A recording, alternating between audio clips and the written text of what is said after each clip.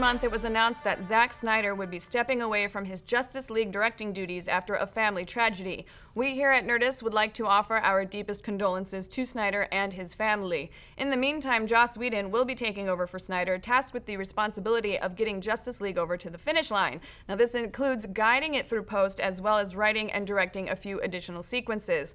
Now, obviously, the events that brought Whedon on board are tragic, but if anyone has to step up to the plate, it's hard to think of a better pick. Whedon is already a master of building cinematic universes, having solidified the MCU with his first two Avenger flicks. And he also has lots of experience jumping into films mid-production, helping to smooth out some of the wrinkles in their stories. Toy Story, Speed, and the original X-Men are just a few of the scripts that reached classic status thanks to a punch-up from Whedon. But this all begs the question, how will Whedon's influence change the film? Well, let's break it down. For one thing, despite becoming one of the most influential genre creators of our time, Whedon is still someone who believes in being a team player. His work on all of the films that we just mentioned didn't really make them more Whedon-y. Instead, he adapted to their established styles, and we have to assume that that's precisely the track that he'll take here.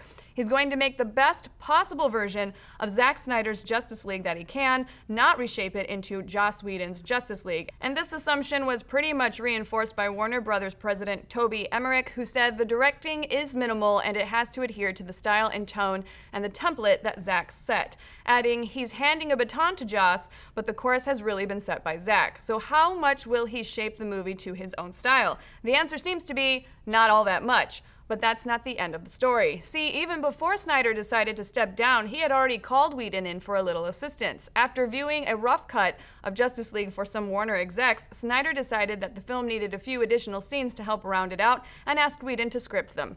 Now, the only real difference now is that Whedon will also be directing said scenes. So what could these additional scenes possibly add to the script? Well, given Emmerich's previous comments about the directing being minimal, it seems pretty clear that Whedon won't be helming any massive set pieces or stunts. Instead, the Buffy the Vampire Slayer creator was probably brought in to do what he does best: banter and team building. No one else creates more cohesive team dynamics or crafts better quips than Whedon, and let's face it, those are two places the DCEU has come up kind of short in all previous films. It would seem that by bringing in Whedon, Snyder was deliberately tackling those issues, and at the end of the day, that's something we're really excited about. It's great that Snyder is working hard to make the amazing Justice League movie that everyone was hoping for by teaming up with a creative like Whedon.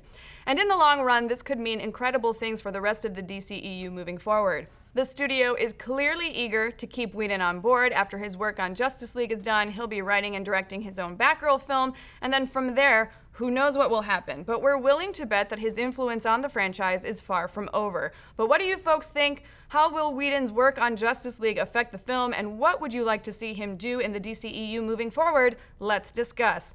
And we wanted to take a moment to remind everyone that if you or anyone you know are in emotional distress or have thoughts of suicide, you are not alone. The National Suicide Prevention Hotline is available 24 hours a day. It is toll-free and confidential, and you can reach them at 1-800-273-8255.